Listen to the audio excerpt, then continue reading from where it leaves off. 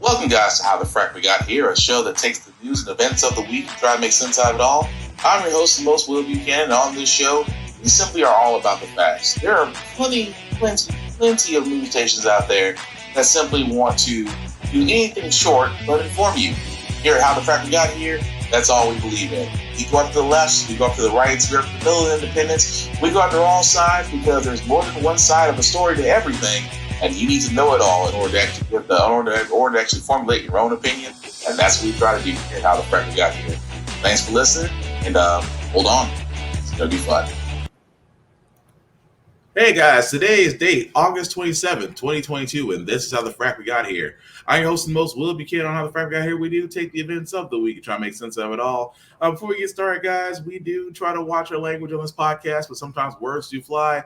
At the same time, there may be things that might be shown that might be too graphic for younger viewers, so viewer discretion is advised. Aside from that, welcome. So, where do we start? I know a lot has happened with two major stories, but we might as well interject some good news because this should have happened a long time ago.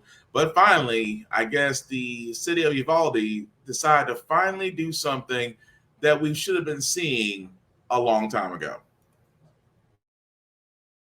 Tonight, Uvalde Schools Police Chief Pete Arredondo is out. All in favor? Motion passes unanimously. With mounting pressure from parents, the board voted to fire the embattled chief who waited over an hour to storm a classroom and take down the gunman who killed 19 children and 2 teachers. Our babies are dead. The anger felt by families and students still palpable 3 months later. I have messages for Pete Arredondo and all the law enforcement that were there that day. Turn in your badge and step down. You don't deserve to wear one. Some victims' families emerging from the meeting feeling relief. It feels good to finally see some kind of justice being done in Uvalde. Javier Casares lost his 9-year-old daughter Jackie in the shooting. The work's still not done. We got more work to do. Would you like an apology? I would have liked an apology back then. Right now, no, it's too late. Chief Arredondo refused to attend Wednesday's meeting. Just prior, his attorney sent the board a scathing 17-page statement calling him the fall guy and the process an unconstitutional public lynching, accusing the board of violating Arredondo's right to due process and calling for his reinstatement, writing, "None of his decisions or actions demonstrate a failure." That, despite an investigation by the Texas legislature, which found officers failed to prioritize saving the lives of innocent victims over their own safety. With Arredondo gone, parents are left to reconcile their grief with the memories of their children. Because of the way she was a forgiving person, she would want us to forgive. Priscilla Thompson, NBC News. Well, there you go. Police chief has actually been fired, and it is a very somber that Arredondo is fired. Although, in my opinion, that's a lot more than just him should be fired. Really, the officers that were involved, again, I understand that officers have to follow a command structure, but waiting over an hour to breach a doorway while kids are being killed by one lone armed individual is no excuse. This is why I say the whole good guy with a gun thing doesn't really add up when you had a whole bunch of guys outside with a gun, quote unquote, good guys, decided that they're going to wait. So and then the thing that kills me that he tries to come out and say, well, he's the fall guy for all this. No, other heads should be rolling besides yours. But you were the police chief and commander on site. You pretty much gave the go ahead, whether it was breaching or not breaching or waiting. You were the guy to make that decision. Heavy is the head that lies the crown with command. So to sit there and say he's the fall guy and that all his actions were justified, how? Because it sounds like to me you're just trying to save your position just in case you want to go somewhere else and still be law enforcement, which usually happens in these situations. That officers, they may get terminated, but at the same time, they also may resign in the hopes of going somewhere else and just being a cop somewhere where nobody knows them. I'm not saying the same thing will happen for him, but who knows? I mean, he was fired. He wasn't exactly never allowed to be a law enforcement officer again. But he's not the only person that should be losing their jobs from this fiasco. But at least the parents can get some comfort that there will be some accountability in all this, even though there needs to be a lot more. But moving right along, guys, I keep telling y'all, no matter what happens at the job site, anytime you try to unionize, especially because every corporations and rich people hate unions. Now, I'm not saying all of them, but a good majority of them do. Even more so that it's happening everywhere, including at giant retail centers like Amazon. How many times have we heard the next story all too often that a person who is trying to unionize at an Amazon is fired? This comes from someone who was in Kentucky, was wanting to talk about unionization at Amazon, and then the thing about it is they fired him. Now, the reason why they fired him, and this is a 22-year-old person. That's the individual right there who was the organizer for the Louisville area Amazon that was trying to unionize it. Now, he was not only the lead organizer, but he was also basically the main guy of the union drive. Now, what they're trying to say is that the reason why he was fired was basically due to company violations, which I find amazing, because here's exactly how you know where you know you're doing something, when they have to find reasons. We saw it at Amazon, we see it at Starbucks. Anytime they send corporate comes down, it's like, oh, we're just here in case you have any questions, or if you need things facilitated, or if you need something done, or if you just want to talk to us. That's what we're here for. Let me tell y'all something from experience. Whenever in management, if you ever come across one of my podcasts, understand this. The only time management ever wants to talk to you is never good news. It never is. In my experience, whenever management wants to talk to you, it is never good news. Or when upper management wants to talk to you, it is never good news. I don't know why they think by trying to empathize with us, friends with us, things of that nature, that's going to make us feel good. Anybody that's worked on a job long enough knows no news is good news. But if management wants to talk to you, it is not going to end well in your favor. That's just the way it is. Even in Amazon knows that at the end of all this, they are going to be unionizing. There is, and quote me on this. August 27th of 2022. Quote me on this. That for the simple fact of the matter, it may take a while, may take a year, may take a couple of years, but Amazon is going to have a union. If enough of those workers come together, there will finally be a union. And when there's a union, it's gonna spread like wildfire. Because why? Unions work. I have stressed this multiple times on this podcast that unions do work. Without unions, you would not enjoy the benefits that you currently have at your job, because no corporation is going to give you PTO. No corporation was thinking about giving you a 40-hour work week. No corporation was thinking about giving you benefits. All those things were earned by unions. So I say it again. If there's not a union at your location, form one. There's nothing against it. There's no law preventing you from talking about a union. And again, if they do retaliate against you, if the company that you're unionizing tries to retaliate against you, guess what? You can sue them, because it is illegal to retaliate against people who are trying to organize unions at workplaces. Despite, no matter what corporations and their public relations or think tanks that they bring on try to circumvent that. They try to bend that law as best they can without breaking it. Don't believe me? Amazon has done union busting plenty of times. So has many other corporations out there. So again, be vigilant and be wary, because they hate unions, because people in large numbers can hold corporations, rich folks accountable. Truly can. But the other big news that came out this week, or I should say it's been out for like the last week and a half. Ever heard the term quiet quitting? Quiet quitting. For all those that don't know what quiet quitting is, I'm going to let this video explain it first before I get my 2 thoughts on it. The Don't Work movement, getting millions of hits on TikTok and Instagram, calling itself quiet quitting. The idea being, keep the job but don't work very hard at it and focus on getting fulfillment outside of work. A story about quiet quitting has been the #1 most read story all week long at the Wall Street Journal's website. The Journal also recently reported that some are exploiting remote work to hold multiple jobs, getting paid to be mediocre at 2 jobs instead of being good at 1. Axios has labeled all of this the new anti-work movement, a rebellion against rise and grind. A recent Gallup survey found that employee engagement in the United States is falling across all generations, but especially among younger Americans. Among those born after 1989, 54% call themselves not engaged, meaning they'll show up to do the minimum required, but not much else. Joining me now is Paige West, a digital creator who graduated from college in 2020, has been offering advice on quiet quitting on YouTube. Paige, thanks so much for being here. So you have an engineering degree. You left the corporate consulting world for the gig economy. How come?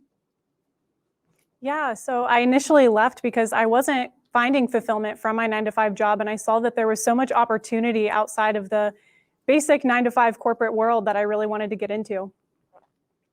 But were you mailing it in while someone was paying you? And if so, do you feel guilty about that?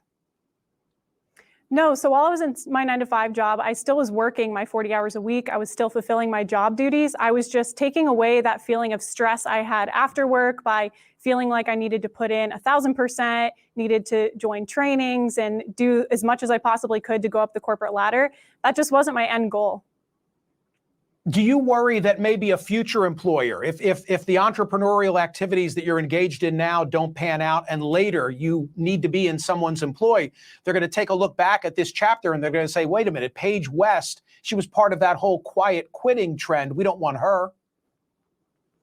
I wouldn't think so, because at the end of the day, when I was still in my job, I was still doing what I needed to do. I'm certain if they called back my employer that I had when I was still in the corporate world, that they would happily say that I still did a great job, and everything I've done thus far and any references I could gain from my time building up my business and doing freelance opportunities would prove that as well.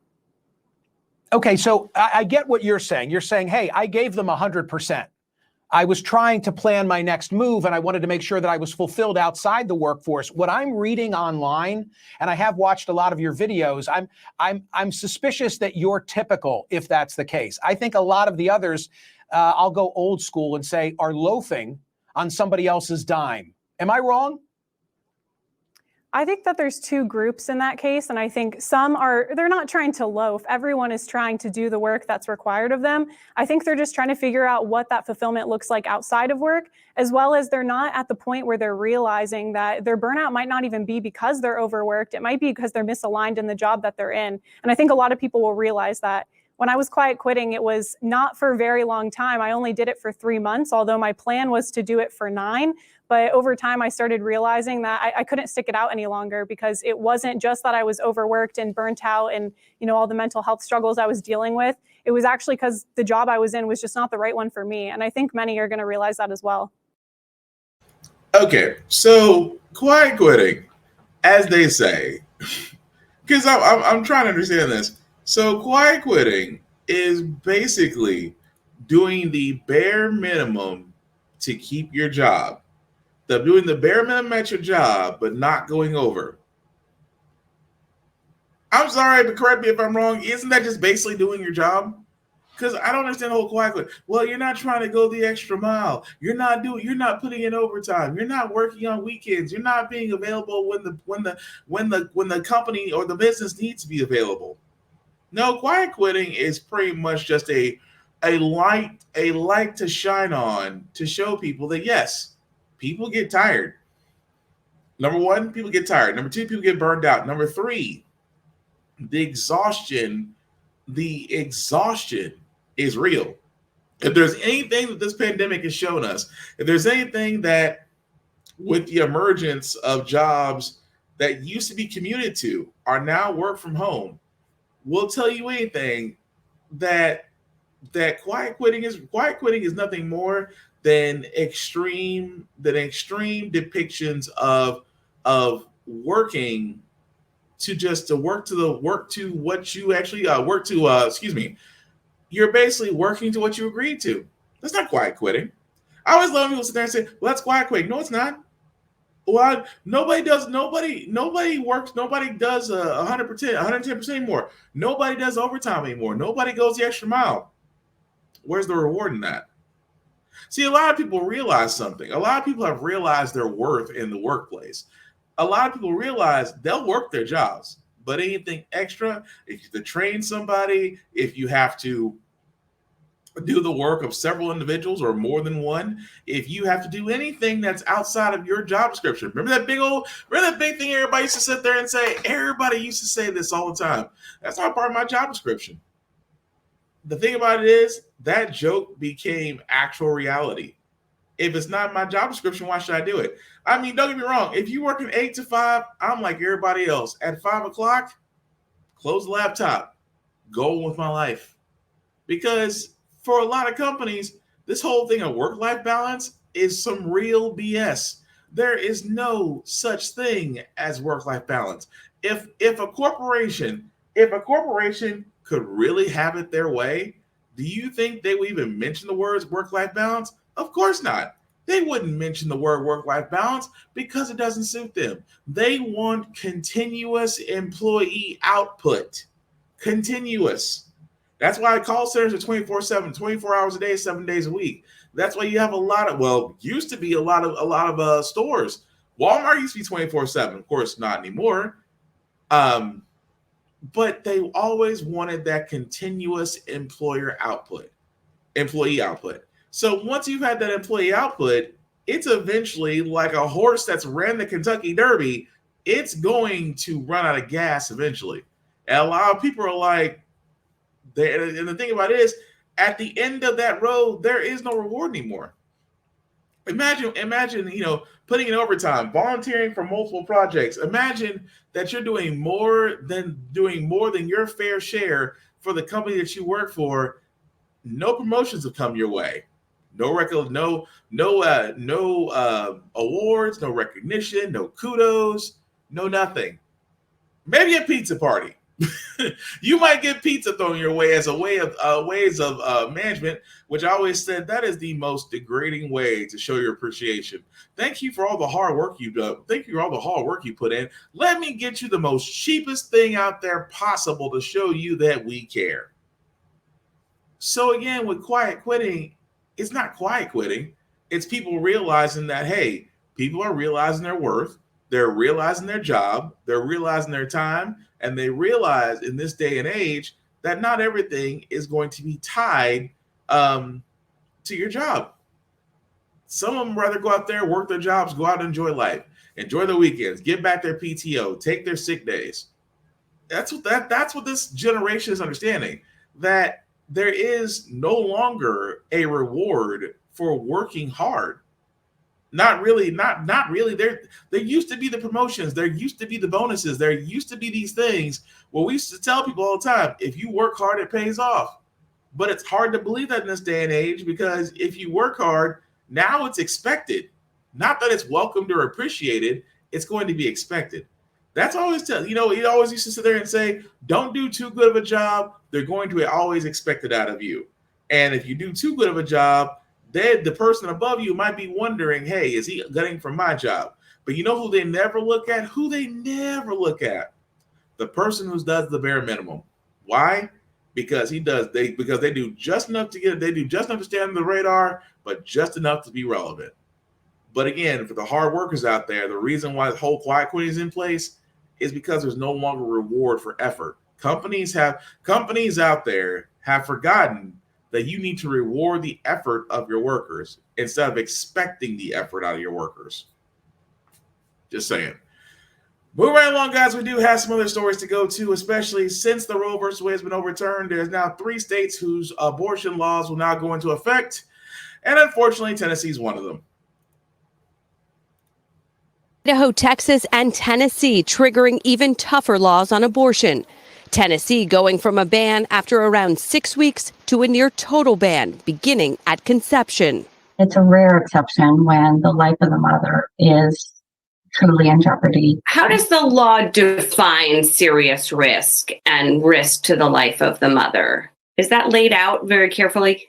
In this law, that is not. That determination is left up to a doctor. But is it up to a doctor to look forward and, in their best estimation, end a pregnancy before it becomes dangerous for a mother? It's really not It has to be that the life of the mother is in danger. The two-page bill does not include the word exception, instead requiring doctors to prove a procedure was necessary. We really don't know how to handle certain medical predicaments until a mistake is made or until some case law comes into being. In Texas, except to save the life of the mother, it is now a felony to provide or attempt abortion after fertilization, with fines of at least $100,000. While in Idaho, a rare victory for the Biden administration. A judge saying the state cannot punish doctors for performing abortions to save the life of a woman in an emergency room setting. This is just a last-ditch effort on the part of a pro-abortion administration to keep abortion legal in Idaho. And late today, after a challenge by North Dakota's lone abortion clinic, a judge temporarily blocked the state's plan to outlaw abortions with few exceptions starting tomorrow. Bracing for the ban, the clinic moved across state lines. People that are most impacted by trigger bans, are exactly the patients we've been serving. People who live in a rural area have difficulty getting to where the clinic is at. Black, Indigenous, people of color. With Oklahoma's stricter law also taking effect Saturday, by the end of the week, it is estimated 1 in 3 women will live in a state where abortion is banned or severely restricted. And that honestly says a lot. That yes, you pro-birth, pro-life people, especially in Tennessee, I'm not surprised. But they always hang on. But the one thing I want to take away from this, as we get to the next story, which is also involving abortion,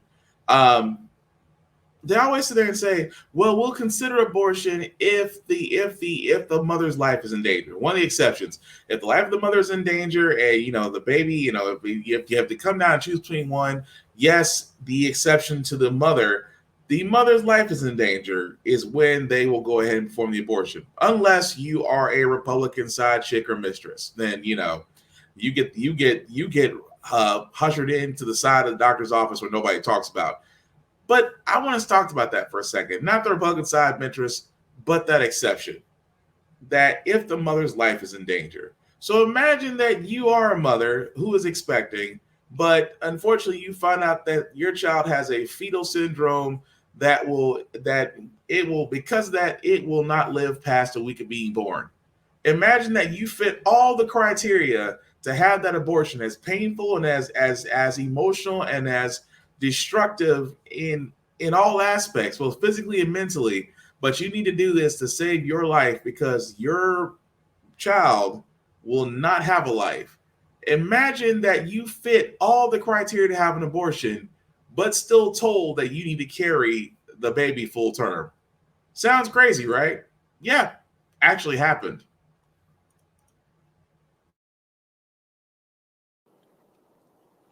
I am here with Miss Nancy Davis on the steps of the Capitol of the state of Louisiana because what the state legislatures and the state itself is making Miss Nancy Davis endure is inhumane. She said better than I think anybody could have said it after she was told that her baby would likely live only a matter of minutes, up to at most a week after she delivered it, that they could not terminate the pregnancy at the clinic here in Louisiana. And she said it profoundly. They're making me carry my baby just to bury my baby. 10 weeks into my pregnancy, I found out that my baby had a rare birth defect called a crania. The doctors told me that my baby would die shortly after birth. They told me that I should terminate the pregnancy because of the state of Louisiana's abortion ban. They could not perform the procedure. Basically, they said I had to carry my baby to bury my baby. They seemed confused about the law and afraid of what would happen to them if they performed a criminal abortion according to the law. Now I am preparing to go out of state for this procedure next week. I want you to imagine what it's been like to continue this pregnancy for another 6 weeks after this diagnosis. This is not fair to me, and it should not happen to any other woman. People die or deeply harmed when legislators substitute their judgment for doctors. This week, we saw some legislators who voted for abortion restrictions in other states admit, Nancy, that they had made a mistake when they saw the unintended consequences of their laws. When they saw you, Nancy, they admitted that they made a mistake. Lawmakers have a responsibility to represent the people, and they do that by creating laws that are clear and protective. Louisiana legislators have failed in this regard. I know there is a lawsuit challenging Louisiana trigger bans, and we fully support that effort. Ms. Davis and her family and the supporters wish for a successful outcome there.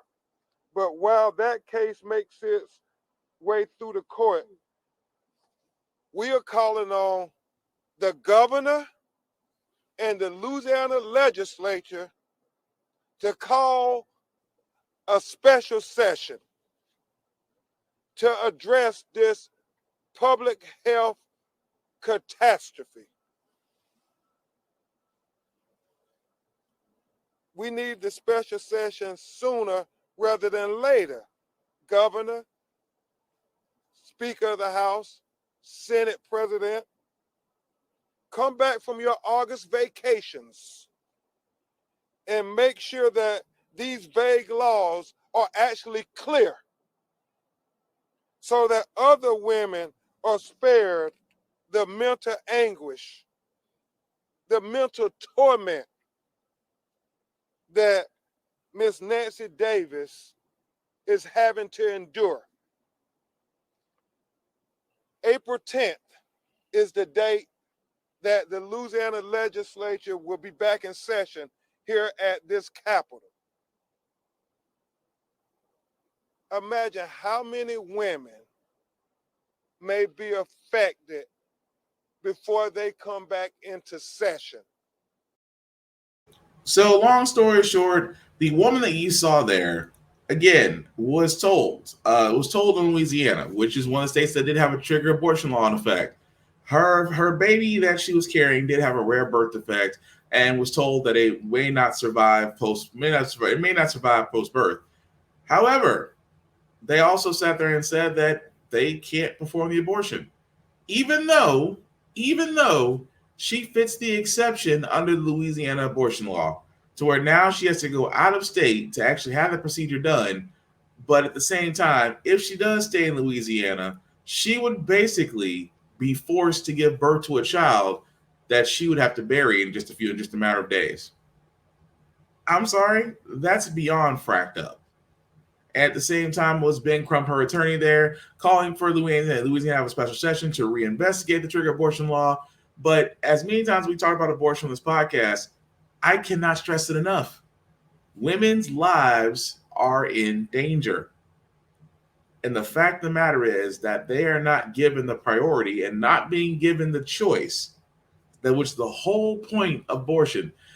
The whole point of abortion is making sure that we are preserving the choice, not making the choice for women and then giving them exceptions, like they have to cover them on a check mark list before the actual abortion can be done. If you don't like abortion, cool, that's on you. But at the same time, we cannot ignore the fact that preservation of choice is required and is needed, especially in situations like that, where you're following their exact guidelines and they're still telling you you have to carry you have to carry the baby, no matter the damage, to term. Which goes to show you how Republicans look at women, which, again, if you've ever seen The Handmaid's Tale, pretty much it. That's all I'm saying. Pretty much it. But moving right along, guys. Again, I did want to revisit Biden as he did talk about his student debt relief plan. We did talk about it yesterday. Oh, I'm sorry, not yesterday. We did talk about it in the midweek review, to where we showed that it'd be 10,000 if you 10,000 if you're without a Pell Grant, 20,000 if you did have it. Income payment based plans will be capped off at 5% of your monthly income. It's something. I will say this about Biden. It's something. He did fulfill his promise. A lot of people are like, he didn't fulfill his campaign promise. Yeah, he did. He sat there and said that he would look at $10,000 of student loan debt for each person. Now, I have stressed my views on this, that it's something. I still think he could have went way farther, because PPP loans are getting forgiven by the billions. As I said before, $793 billion have been doled out for the PPP loan, and only $742 billion of it has already been forgiven. The government forgave businesses. What do you think that money is going to be paid for? Us. And honestly, I'd rather be paying toward people getting out of student loan debt than trying to bail out a business that can bail out itself but wants to keep its money. But that being said, we did want to check out some reactions around the country regarding student loan debt. Some were happy, some were pissed, and some were exactly the conservative, misguided, misery loves company people that just got to say the same thing. You'll see what I'm talking about in a minute. Is overjoyed. I did a happy dance. I was very, very excited. After President Biden's announcement that'll knock her student loan debt down from $16,000 to $6,000. Welcome relief just a few years after she graduated from George Washington University. This is a huge blessing for me. There's a weight that's lifted off of my shoulders. But tonight, the president's executive action is fueling a fierce debate over fairness. The move means the government will erase $10,000 in federal student loans for those making less than $125,000. And $20,000 in student loan debt for lower-income Pell Grant recipients. My plan is responsible and fair. It focuses the benefit on middle-class and working families. The announcement praised by many progressive Democrats, though some wanted the president to go further, while several moderates are critical. Ohio Democrat Tim Ryan warning it sends the wrong message to the millions without a degree working just as hard to make ends meet. Republicans say it'll force many working-class taxpayers who did not go to college to cover the costs of more affluent people who did. This is grossly unfair, but it just gives you an insight into the priorities of the Democratic Party. They're once again looking out for the interests of wealthy, well-educated elites, largely clustered on our coasts. A master plumber in Georgia, Gabriel Runyon, is outraged by the president's decision. He says he and his wife juggled multiple jobs so his wife could pay for college without a loan. What frustrates you most about this? We worked hard so we wouldn't have to get loans. We didn't want to use the system. So why is it those who use the system get the easy way out? Still unclear whether this will impact inflation, and the White House says it cannot predict the price tag, but one nonpartisan group says it could cost taxpayers $500 billion. Okay, so let's depack this for a second. Okay, I've already sat there and said the president could have done more. He could have forgave the entire amount, because if you think about his track record, he's already forgiven student loan debt for disabled students. He's already forgiven student loan debt for those who are in public services, so nurses, teachers, things of that nature, who apply for that who apply for that loan. He's already forgiven loans for those that were named in lawsuits for for-profit colleges. ITT Tech being the most recently of them. He's forgiven the loans for those. So, on top of his plan yesterday, he has, to his benefit, has sat there and did keep his promise. Although $10,000 was a very low bar. I mean, you could easily do that. Although he has stressed heavily that he does not have the executive authority to forgive the entire student loan debt. I can't argue against that because number one, you have the ability to send $1 billion package to Ukraine. You have the PPP loan at the majority of its time, 793 billion. 742 of 42 billion has already been forgiven, which leaves somewhere between 51 to 52 billion dollars unaccounted for. You're telling me that you can forgive those things, but you can't forgive $1.7 trillion. That's a third of the debt that we went into when we went into the wars with Iraq and Afghanistan. But you can't forget the debt. That's why I call BS on that. But it's something. That's why I stress so very much. It's something. It's like, if you really want to be honest, it's like Obamacare in a way. Obamacare isn't the same thing. It's something. Is it a perfect system? Of course not. Does it get a lot of people the help they need? Of course it does. Can it be fine-tuned? Of course it can. But it had to start somewhere. And that's the reason why I'm not knocking it as much. Although Biden could have done more. But of course, leave it to Republicans, the party that has done nothing this entire congressional session. The party of doing nothing and saying no is coming out and saying, well, that's a bad idea because that's just going to bail out. That's just going to send the wrong message. The message of what? Well, if you take out a loan and you don't want to pay it, you're going to expect to get bailed out. Oh, you mean like most businesses, most Republicans, rich people, and corporations have done? What do you think the PPP loan was? I say it all the time. What do you think the PPP loan was? I mean, in itself, the PPP loan was supposed to be for small or medium-sized businesses. How were corporations able to get millions from a program that was not designed for them? And how were those very same corporations and rich folks able to get their loans forgiven off a Republican-backed procedure that was put in place under Trump? You'll never hear any Republican. And I dare you to find one. You'll never hear any Republican talking about, well, if you took a PPP loan, you should be able to pay it back. You'll never hear that. But you know what you will hear? Anytime student loan debt wants to get resolved, you never should have took loan if you intend on paying it back. And I stress this all the time because this is a major conservative, Republican, misguided talking point. No one is arguing that no one is going to refuse to pay on student loans. Anybody who has student loans, myself included, has always understood that we got to pay it back. We've always understood we got to pay it back.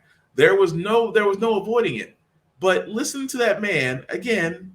I don't mean to stereotype. But I'm so used to hearing white conservative people sit there and say the same thing. Oh, well, we didn't want to take I worked multiple jobs, so we didn't have to take loans. Think about that for a second. So that's not a sign of blue collar grit and determination. That is a sign that tells you off the bat that no one is looking at college tuition and wondering why it's going up every year. It's the same education, but goes up every year. No one is looking because they said they worked multiple jobs. They didn't want to go into the system. No one's looking at banks and going, how are banks able to get away with this type of lending on student loans at this APR and this interest rates on kids, 18-year-old and younger kids who are taking on these student loans because that's the only way to go to college? Because we were told a long time ago, in order to get a great job, we had to have a degree. We had to have training because don't get me wrong about trades, still go into trades. Trades should be advertised as much as college educations are. I will never argue that. But with that being said, nobody's looking at banks and going, how are they not regulated to ensure that the loans that they are putting out isn't going to lock said person up for years, not a single year, years. You can go on TikTok, you can go on Twitter, you can go on Instagram. You can go to those people that say they pay their debts. One guy sat there and said,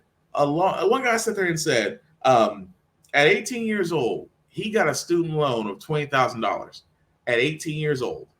He got his degree. He didn't finish paying off the student loan that he got at 18 until he was 45.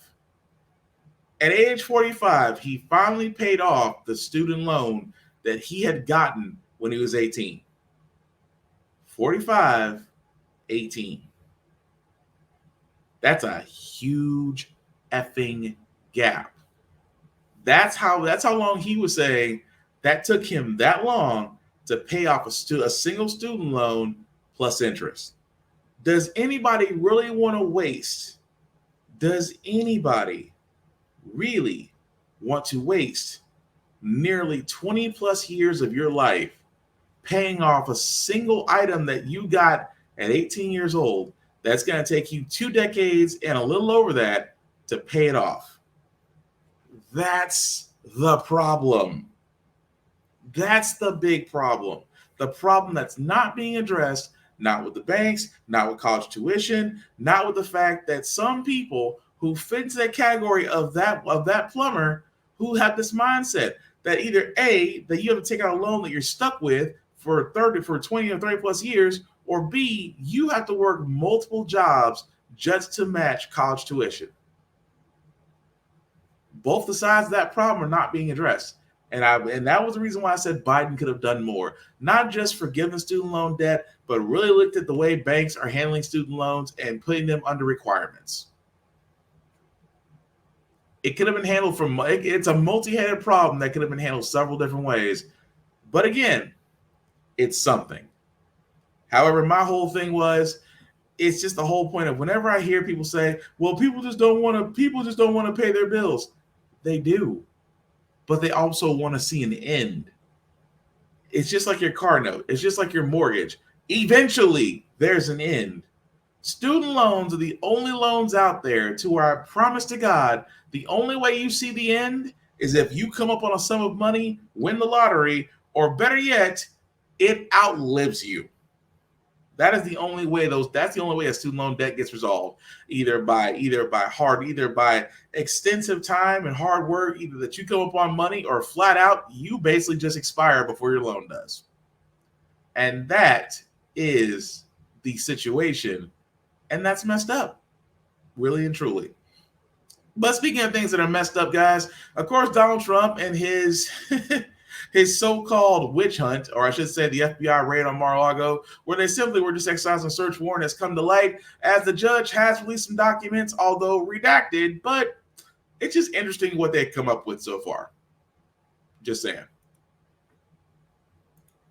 News about the affidavit that led to the FBI search of former President Donald Trump's Florida Mar-a-Lago estate. The Department of Justice has finally released a redacted version of that 38-page affidavit revealing that the FBI found 25 documents marked top secret among 15 boxes of files Trump gave back to the National Archives earlier this year.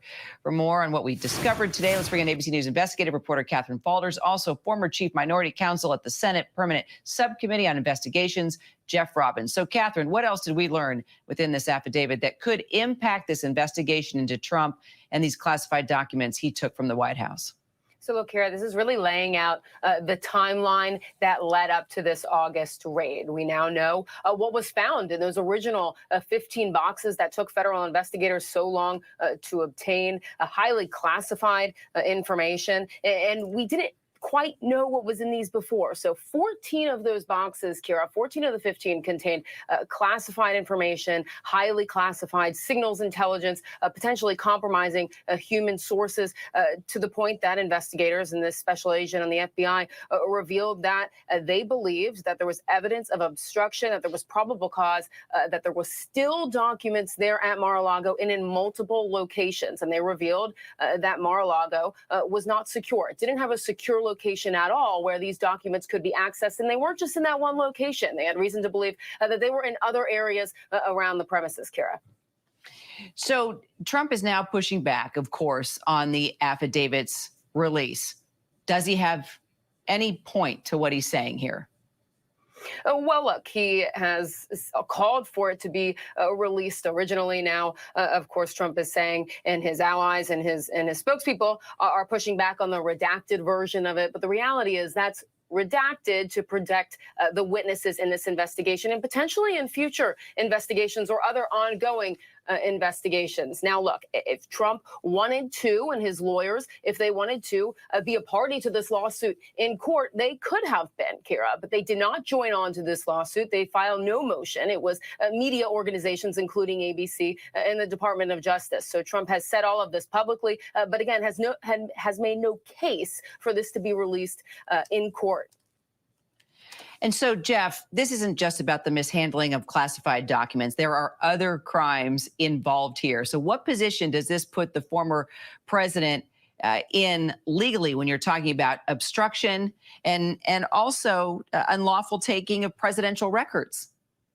Well, there's a 34-page affidavit full of evidence that the federal magistrate has found should not be disclosed because it consists of evidence that will or could jeopardize the investigation.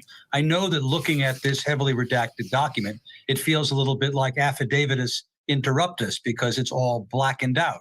But that's exactly what is supposed to happen when the identity of witnesses or the information that they provided or the identity of future witnesses may be compromised. So there's a 34-page document. We know it has a ton of evidence that a federal judge has found could jeopardize the investigation if it were disclosed. I wouldn't be particularly happy from a legal point of view if I'm the former president right now, but I understand that his allies will be out there saying, well, look, if you hold this blackened out area up to the light, it looks as though Hunter Biden provided this information to the FBI. But from a legal point of view, he's exactly in the same position that he was in yesterday. So the DOJ argued, Jeff, that a full release of the affidavit could reveal grand jury information, the direction of a highly sensitive national security investigation, all while putting potential witnesses at risk. Did it? And what could this mean now for the direction of this investigation? So when it comes down to it, Trump just wanted to know who snitched on him. That's what it is.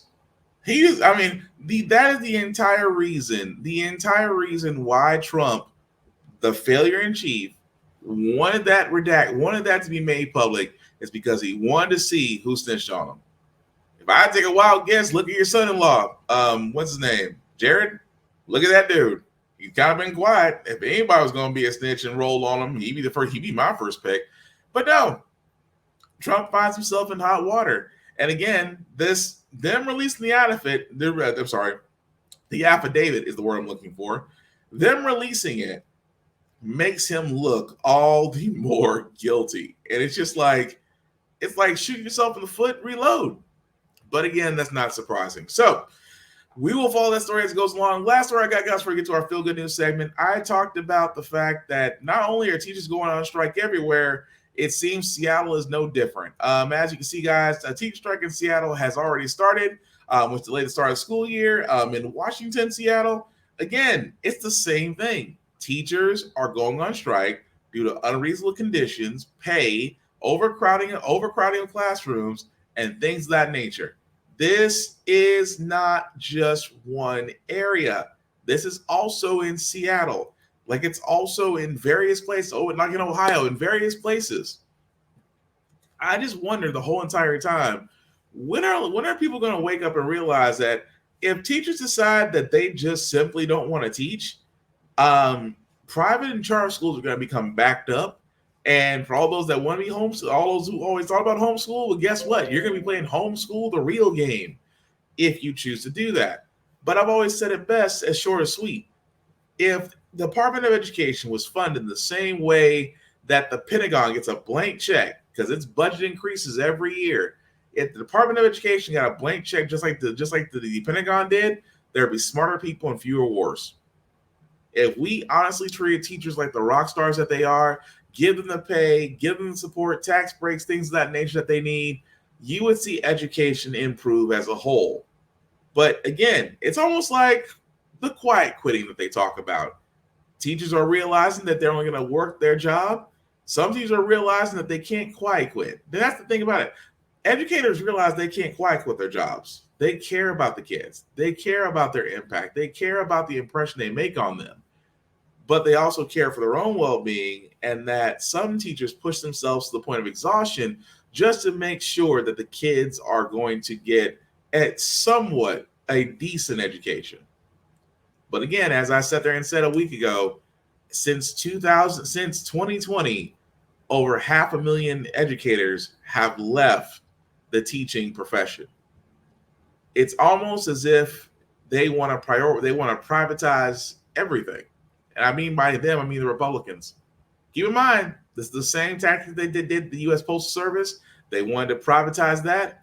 You don't think they're going to try to privatize education? Again, guys, like I keep saying, the midterms are coming up. Please vote. I'm not telling you to vote Democrat or Republican. I know for myself, I can't see anybody being Republican unless you're an old, fat, white guy. That's the only people that party's for. Everybody else might as well be a smokescreen. But with that being said, guys, we're going to go ahead and move on to our feel-good segment because usually don't have the Frack guy here. We do cover a lot of things that are doom and gloom, sometimes make you lose on faith humanity. But hey, it's the weekend. Hopefully you're enjoying it. Hopefully you're off. But if you're not off, may your shift be quick. But there's a couple of stories I do want to go over to, give you some good vibrations. And here's for story number 1. Wow, that almost sounded like Casey Kasem for a second. Finally tonight, America Strong, one of the nation's oldest farmers, gives us all a lesson in longevity. Earl Mallinger has a lot to be thankful for. Just last week, he celebrated 105 years on this earth, still tending to his 1,000-acre farm in Oslo, Minnesota. He's one of the oldest working farmers in the country.